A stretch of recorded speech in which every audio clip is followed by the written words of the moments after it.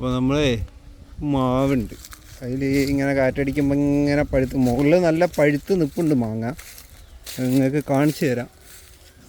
കണ്ടില്ലേ, മുഴുവൻ മാങ്ങ ഇങ്ങനെ പഴുത്ത് നിൽപ്പുണ്ട് സാധനം. നമുക്കിങ്ങനെ നോക്കാം, ചിലപ്പം വല്ല മാങ്ങ കിട്ടിയാലോ.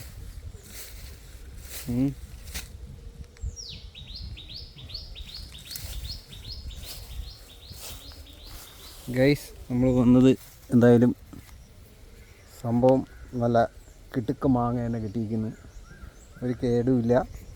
അപ്പോൾ നമുക്കതെന്തായാലും ഒന്ന് കഴിച്ചു നോക്കാം. ഓക്കെ,